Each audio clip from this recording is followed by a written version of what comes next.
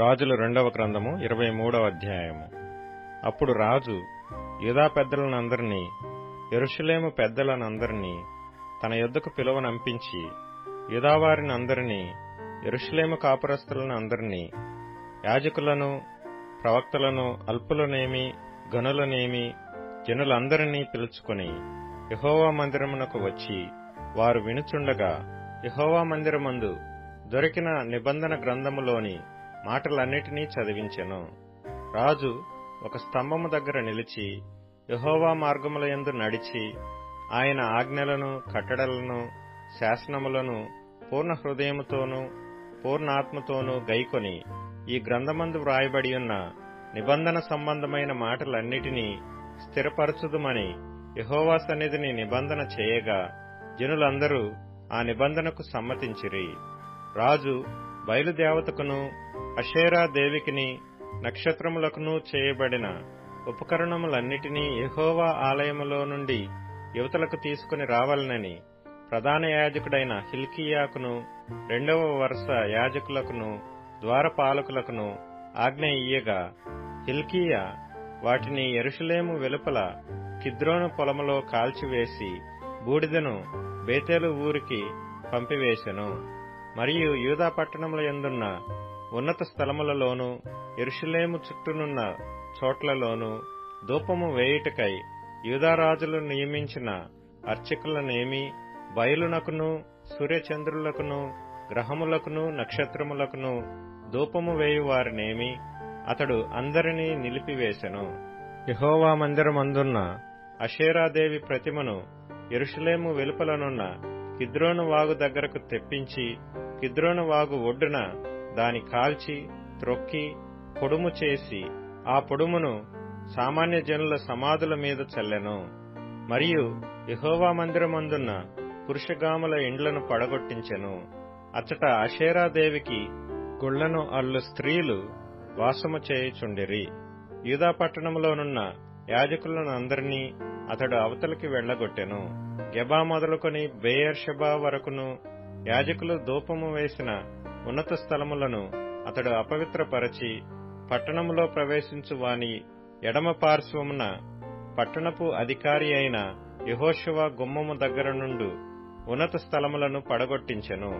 అయినప్పటికీ ఆ ఉన్నత స్థలముల మీద నియమింపబడిన యాజకులు యెరూషలేమునందున్న యెహోవా బలిపీఠమునొద్దకు రాక, తమ సహోదరుల యొద్ద పులుసులేని ఆహారము భక్షించువారు.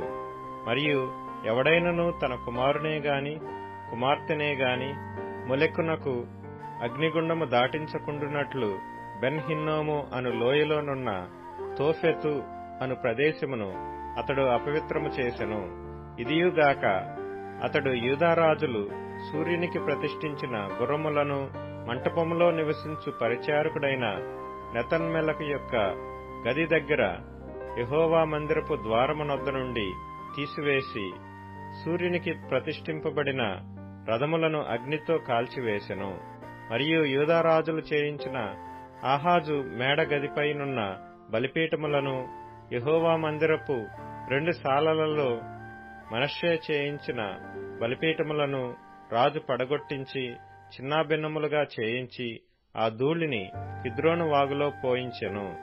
యెరూషలేము ఎదుటనున్న హేయమను పర్వతపు కుడి పార్శ్వమందు అష్టారోతు అను సీదోనీయుల విగ్రహమునకును, కెమెషు అను మోయాబీయుల విగ్రహమునకును, మిల్కోము అను అమ్మోనీయుల విగ్రహమునకును ఇశ్రాయేలు రాజైన సొలొమోను కట్టించిన ఉన్నత స్థలములను రాజు అపవిత్రపరచి, ఆ ప్రతిమలను తునకలుగా కొట్టించి, అషేరాదేవి ప్రతిమను పడగొట్టించి వాటి స్థానములను నరశల్యములతో నింపెను.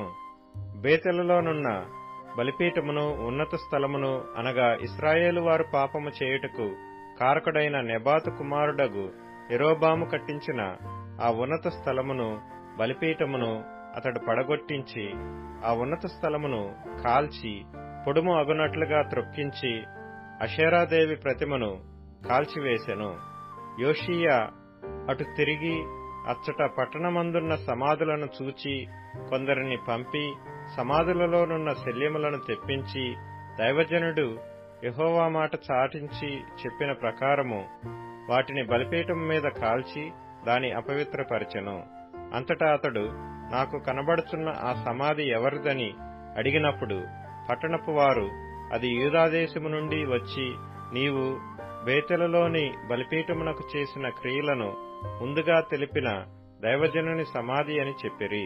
అందుకతడు, దానిని తప్పించుడి, ఎవడనూ అతని శల్యములను తీయకూడదని చెప్పగా వారు అతని శల్యములను, షోమ్రోను పట్టణము నుండి వచ్చిన ప్రవక్త శల్యములను తప్పించిరి.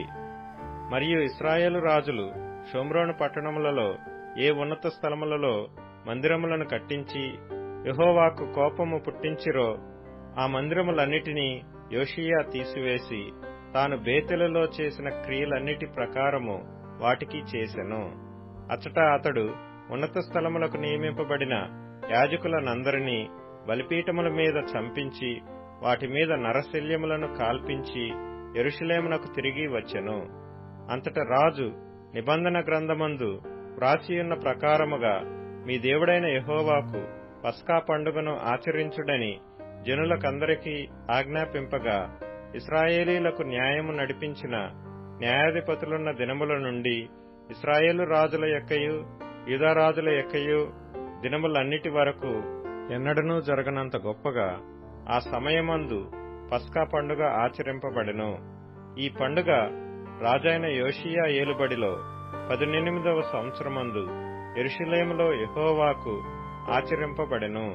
మరియు కర్ణపిశాచి గలవారిని, సోదె చెప్పువారిని, గృహదేవతలను, విగ్రహములను, యూదాదేశమందును యెరూషలేమునందును కనబడిన విగ్రహములన్నిటినీ యోషీయా తీసివేసి యెహోవా మందిరమందు యాజకుడైన హిల్కీయాకు దొరికిన గ్రంథమందు వ్రాసియున్న ధర్మశాస్త్ర విధులను స్థిరపరచుటకై ప్రయత్నము చేసెను. అతనికి పూర్వమున్న రాజులలో అతని వలె పూర్ణ హృదయముతోనూ పూర్ణ ఆత్మతోనూ పూర్ణ బలముతోనూ యెహోవా వైపు తిరిగి మోషే నియమించిన ధర్మశాస్త్రము చొప్పున చేసినవాడు ఒకడునూ లేడు. అతని తర్వాతనైనను అతని వంటి వాడు ఒకడునూ లేడు. అయినను మనష్షే యెహోవాకు పుట్టించిన కోపమును బట్టి ఆయన కోపాగ్ని ఇంకను చల్లారకుండా యూదా మీద మండుచునే ఉండెను. కాబట్టి యెహోవా, నేను ఇశ్రాయేలు వారిని వెళ్లగొట్టినట్లు యూదా వారిని నా సముఖమునకు దూరముగా చేసి నేను కోరుకొనిన యెరూషలేము పట్టణమును, నా నామమును అచ్చట ఉంచుదునని నేను చెప్పియున్న మందిరమును నేను విసర్జించదనని అనుకుని ఉండెను. యోషీయా చేసిన ఇతర కార్యములను గూర్చియు అతడు చేసిన దానినంతటినీ గూర్చియు యూదారాజుల వృత్తాంతముల గ్రంథమందు వ్రాయబడి ఉన్నది. అతని దినములయందు ఐగుప్తు రాజైన ఫరో నెకో అష్షూరు రాజుతో యుద్ధము చేయుటకై యూఫ్రటీసు నది దగ్గరకు వెళ్లుచుండగా తన్ను ఎదుర్కొన వచ్చిన రాజైన యోషీయాను మెగిద్దో దగ్గర కనుగొని అతని చంపెను. అతని సేవకులు అతని శవమును రథము మీద ఉంచి మెగిద్దో నుండి యెరూషలేమునకు తీసుకుని వచ్చి అతని సమాధి యందు పాతిపెట్టిరి. అప్పుడు దేశపు జనులు యోషీయా కుమారుడైన యెహోయాజును తీసుకుని అతనికి పట్టాభిషేకము చేసి అతని తండ్రికి మారుగా అతనిని రాజుగా నుంచిరి. యెహోయాహాజు ఏలనారంభించినప్పుడు 23 వాడై యెరూషలేములో 3 మాసములు ఏలెను. అతని తల్లి లిబ్నా ఊరివాడైన ఇర్మియా కుమార్తెయగు హమూటలు. ఇతడు తన పితరులు చేసినదంతటి ప్రకారముగా యెహోవా దృష్టికి చెడు నడత నడిచెను.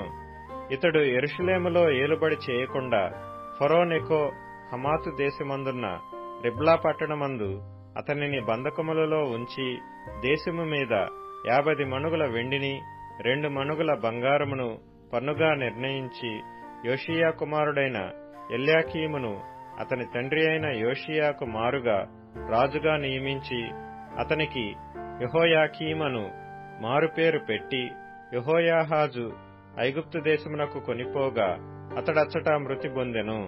యెహోయాకీము ఫరో ఇచ్చిన ఆజ్ఞ చొప్పున దేశము మీద పన్ను నిర్ణయించి ఆ వెండి బంగారములను ఫరోకు చెల్లించుచూ వచ్చెను.